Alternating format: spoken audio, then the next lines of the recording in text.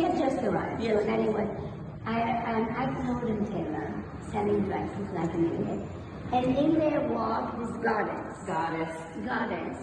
And I went to her and I said, who are you? And then we talked. And I always remember, I said, I need your telephone number, whatever. And she went, and she sat like she was in the market in Somalia. She put her bag down and she rode the thing. And then she got up. And then from that moment on, we were friends forever. From my squatting, I got it. And we are friends for so ever. Okay.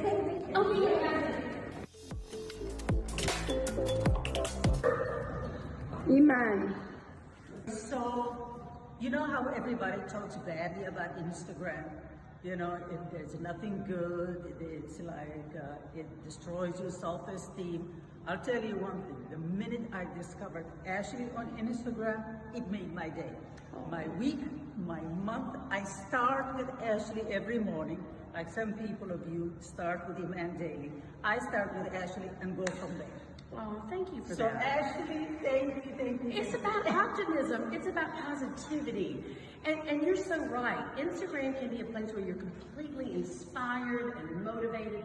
It doesn't have to be this abyss of horridness. Exactly. You know, it's about self-confidence. And for me, it's my daily journal the same way that you do. Yeah. It's like, I may be in a bad mood and I start my day with like a positive thought, optimism, you know? Yeah. And then you go out there and you kill it. Am I allowed to curse? Yes, you are allowed. You go out there and you fucking kill it. Iman, look, I wear a necklace that says I would fuck me. It's the I would fuck me state of mind. I wear a different one. Mine says David. It's the same thing. You wear it close to your heart. That's the thing. And then you go get it. Where did you get this? I think a lot from my father. Yeah. You know, he raised me as a Southern man and as a Southern woman to believe. Like he's raised that as a Southern man. Yeah, he raised me to believe in myself and that I could do anything. Yeah. And I think when I found art, I found a way to express myself. I found a joy it brought me so much joy that I was like, I don't know if I'm ever going to meet the love of my life or make $1 million, but I've got art now. Yeah. But as you said, he raised it. He was a Southern man, but he Yes. gave you the to go He for did. it, even if you were just a female. Yes, and he cut me off financially. And you know Yeah, what? It's okay. the best gift I've ever been given, and he says this now.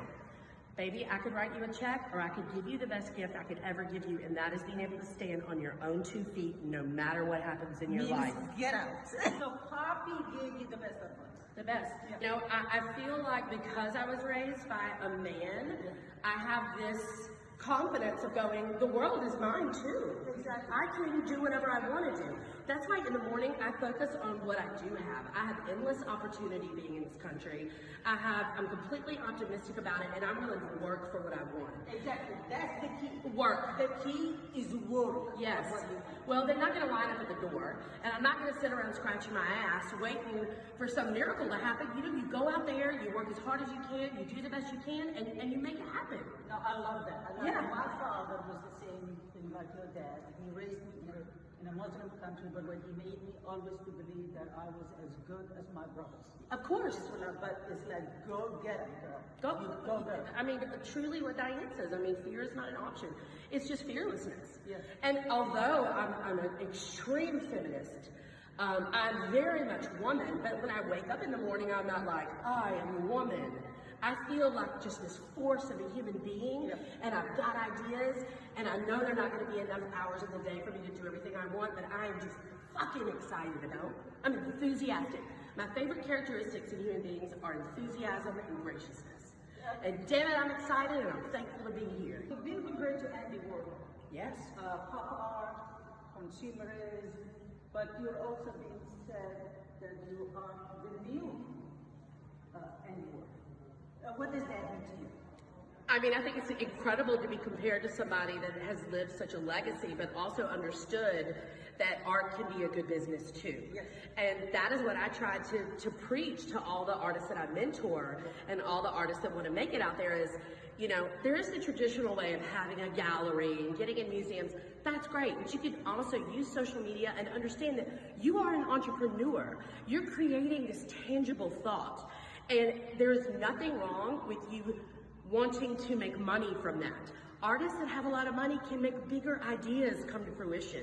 And I mean, that's my dream. Yes. A world full of wealthy artists that are building things that are reflections of our own life experiences. Yes. I mean, to me as an art collector, I get so tingly when I buy art. When I see art, it's just like, oh. And knowing the artist, it's a very intimate relationship. Absolutely. I mean, I feel like Andy had that with his collectors, and damn, I do too.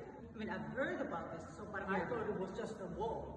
No. No, this is a whole room. Yeah. How did that come about? Well, Diane, also her CEO, Sandra Campos, said, Diane, I know this artist. She would be great for this. So I actually met with Diane a year ago at Claridge's, and we had tea in London. In London, they were unveiling my Gucci mural that I did for Gucci. And she had this idea, and I worked for her. I worked so hard for her, and she was blown away by what I produced and the amount of time that I did it. And we didn't know people were going to be so inspired. We hoped.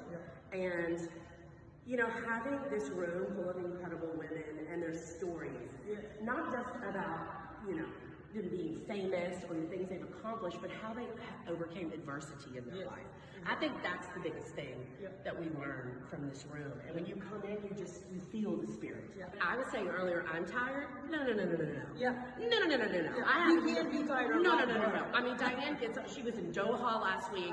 She's speaking last night. Hiking, swimming, pontificating about how to make the world better, coding for women. I mean, she just inspires me of what my future can be if I just fucking go for it.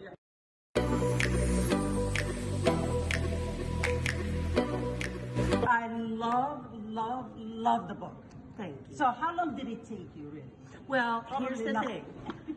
I decided 15 years ago that one day I would have a Rizzoli coffee table book. So I started investing in a professional photographer, taking pictures of my work even back then. Because How old were you? Well, I'm 44 now, so I was like 30.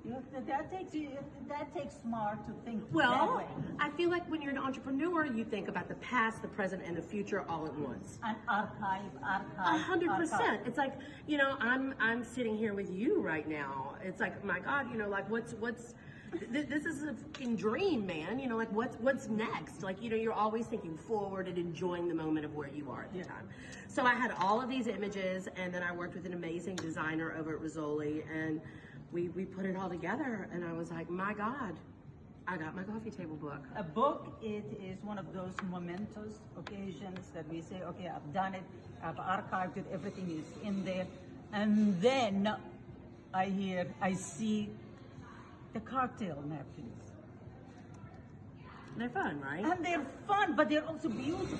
They are beautiful, and I feel like, well, you know, I started another company called Artgasm, where people could do a subscription and get like hand-signed things from me, limited edition things. I don't make prints, I don't make G-plays, I don't make iPhone covers. So a few times during the year, I like to make little limited edition, beautiful little things. And I'm Southern, and when you're in the South, you gotta have cocktail napkins, damn it. Well, I love them, but then when it said hand embroidered, I said, and then on the back, there's a little thing that has my signature on it. it's worth it. Yeah, you they're get 6 gorgeous. They're gorgeous. Oh, They're gorgeous. thank And you. especially if you have, like, if you're being invited somewhere and you're thinking, what am I gonna, the hostess gift? It's a good gift. It's a perfect gift.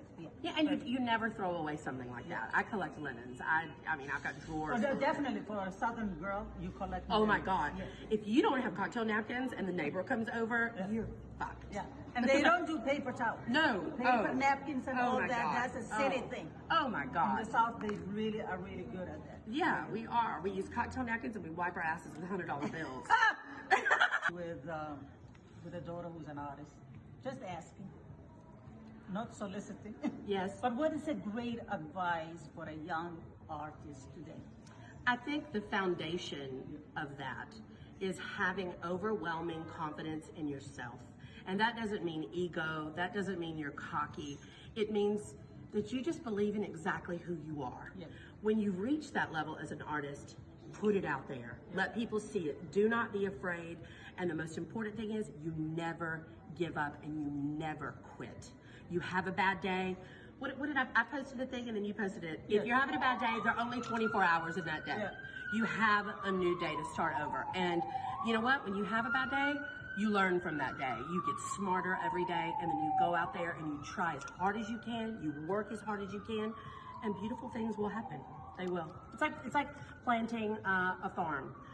You plant your seeds, you're never going to get apples the next day. You wait, you water those seeds, you watch them come up, you know. Take care of them. Then once your tree's covered in fruit, the squirrels and the rats and the rabbits come and try to take all your fruit. But that's a whole nother conversation. That's another conversation. Yeah.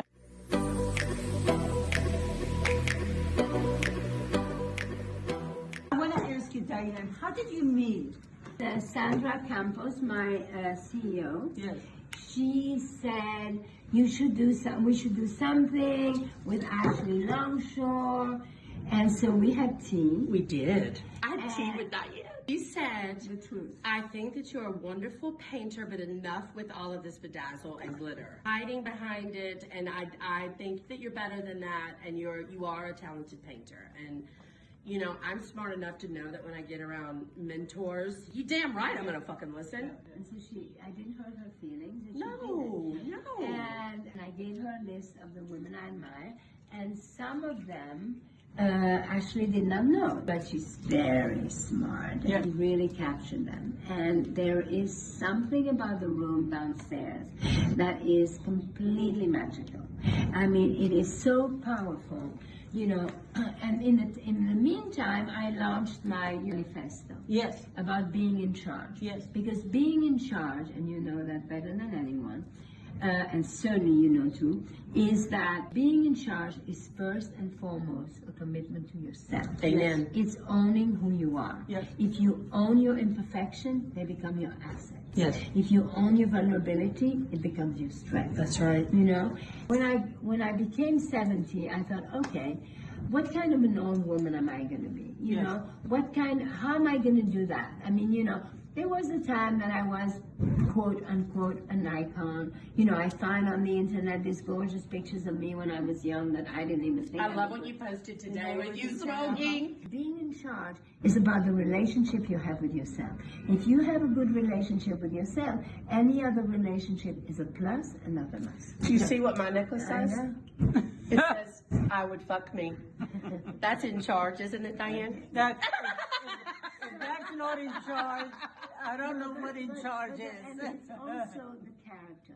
The only thing that you have total control of is your character. Yes. You can lose your health, your wealth, your beauty, your freedom, your family, but you never lose your character, even under torture. The idea in my industry, in the fashion industry, from the minute I met you till now, and how you've helmed the CFD and all that, is how you've changed how we think specifically our industry.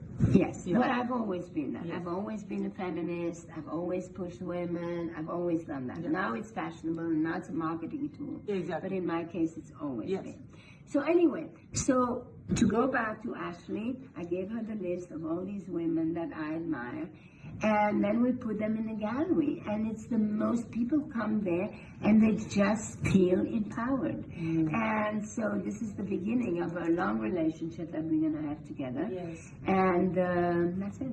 And what I love, I have to tell you something, because first of all, as I said, I thought it was just a wall, and to see that whole room and how it is authentically part of the store. Because when I'm in there, it's still a DVF. That's right. Right? So That's it's right. not like a gallery on its own. Right. It is part and parcel It's part of the story of Exactly. this amazing woman who stood up for herself, that built a global brand that now brings women together. But And it's also the women that I've been inspired by. Yes. And this in charge is becoming, you know, like a seal of approval, and there's a lot of things that are going to come from it. It's very exciting. I met Iman 45 years ago. Yes, and I'm only 30. Wow. Read about her through all my career, wherever I would have She go would with call her. me I would soon. call her to sit down with her to ask her for help, advice, and all that. She was always because she leads by example. Yep. Women in charge. You're in we charge. say.